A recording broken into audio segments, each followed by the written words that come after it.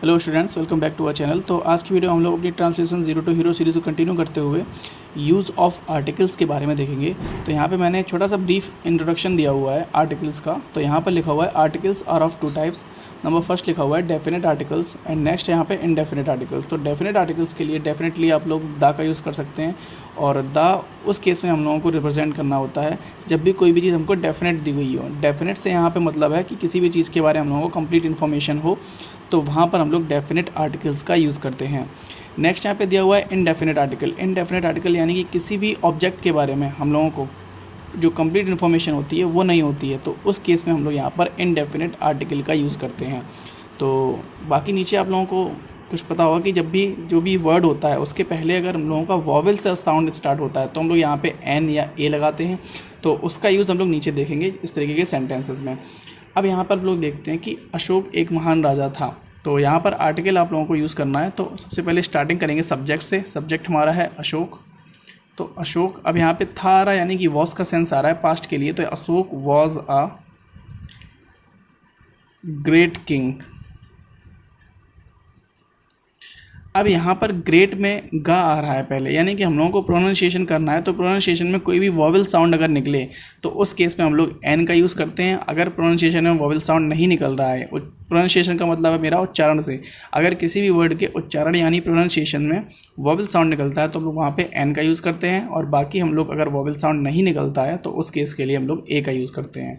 तो यहाँ पर ग्रेट आ रहा था। अब ग्रेट में हम लोगों का जो वॉवेल साउंड है वो यूज़ नहीं है, क्योंकि यहाँ पर जो उसका प्रोनाउंसिएशन में ग्रेट में गा आ रहा है जो कि हमारा वॉवेल साउंड इंट्रोड्यूस नहीं कर रहा है, तो इसके लिए हम लोग यहाँ पर ए लगाएंगे। नेक्स्ट सेंटेंस हमारा रेखा के पास एक छाता है। तो रेखा के आप यानी कि सब्जेक्ट यूज़ करेंगे यहाँ पर रेखा। तो रेखा हैज़, अब यहाँ पर एक छाता, अब छाता को इंग्लिश में बोलते हैं अम्ब्रेला। अब अम्ब्रेला में आ रहा है, तो आ से यहाँ पर वॉवेल साउंड आ रहा है, तो उसका मतलब हम लोग छाता के पहले एन का यूज़ करेंगे। तो रेखा हैज़ एन अम्ब्रेला, क्योंकि अम्ब्रेला को बोलते टाइम हम लोगों को जो फर्स्ट वर्ड आ रहा है वो हम लोगों का वॉवेल आ रहा है, क्योंकि आ से आ तक जो हिंदी वर्डमाला होती है उसमें हम लोगों का यूज़ होता है। तो यहाँ पर जो वॉवेल है आ रहा है, तो इसी आ की वजह से यहाँ पर हम लोगों ने एन का यूज़ किया है। नेक्स्ट सेंटेंस हमारा दिया हुआ है उल्लू बाग में बैठा है। तो उल्लू के लिए यूज़ करेंगे आउल। तो द आउल,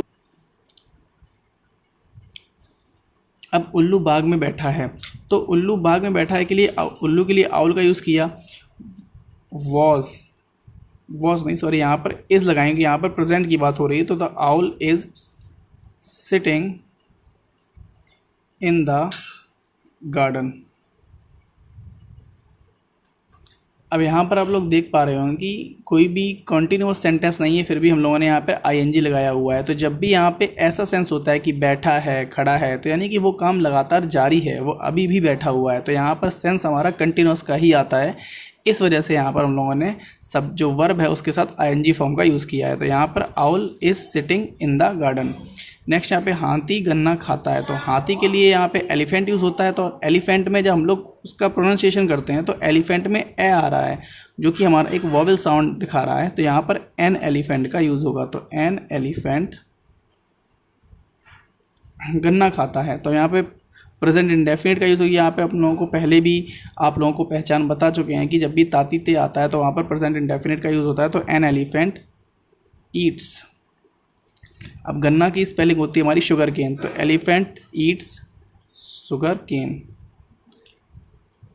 नेक्स्ट सेंटेंस हमारा राम एक ईमानदार लड़का है। तो राम के लिए राम सब्जेक्ट हो गया, है के लिए इज़। अब ऑनेस्ट, ईमानदार की ऑनेस्ट होती है, और ऑनेस्ट में भी हम लोगों का हॉनेस्ट नहीं पढ़ते, हम लोग ऑनेस्ट पढ़ते हैं। तो ऑनेस्ट में हम लोगों का ओ आ रहा है, और जो कि हमारा एक वॉवेल साउंड क्रिएट कर रहा है। तो Ram is an honest boy. तो इस तरीके से हम लोग यहाँ पर सेंटेंस को आसानी से बना सकते हैं। नेक्स्ट यहाँ पे दिया हुआ है राम कुमार एक एमएलए हैं। अब सबसे ज़्यादा कन्फ्यूज़न यहाँ पर होता है लोगों को, क्योंकि यहाँ पर एम लिखा हुआ है, लेकिन एम बोलने में भी जब हम लोग एम को हिंदी में लिखते हैं तो यहाँ पर एम इस तरीके से लिखेंगे एम। तो एम में ये ए आ रहा है, और यही ए हमारा वॉवेल साउंड दिखाता है कि हिंदी वर्डमाला में जो ए फॉर एनक होता है तो इसको हम लोग ए बोल रहे हैं। तो ए हमारा वॉवेल साउंड जनरेट कर रहा है, यानी कि यहाँ पर हम लोग एमएलए से पहले एन का यूज़ करेंगे। सो राम कुमार इज़ NMLA। जो लास्ट सेंटेंस है हमारा, ये एक प्रोवर्ब है। प्रोवर्ब का मतलब होता है कहावत है। तो यहाँ पर जो सेंटेंस यूज़ होगा, ईमानदारी सबसे अच्छी नीति है, यानी कि honesty is the best policy. ईमानदारी के लिए ऑनेस्टी लगाया है के लिए इज़ लगाया है, और सबसे अच्छी नीति के लिए यहाँ पे द बेस्ट पॉलिसी लगाया हुआ है। तो इस तरीके से हम लोग यहाँ पर डेफिनेट आर्टिकल्स जो ए एन और द है, इनका यूज़ करते हैं। तो आशा करता हूँ सभी लोगों को वीडियो अच्छा लगा होगा, और अगर वीडियो अच्छा लगा है तो वीडियो को लाइक कीजिएगा और चैनल को सब्सक्राइब कीजिएगा। तब तक मिलते हैं आप लोगों से नेक्स्ट वीडियो में। Till then take care and good bye.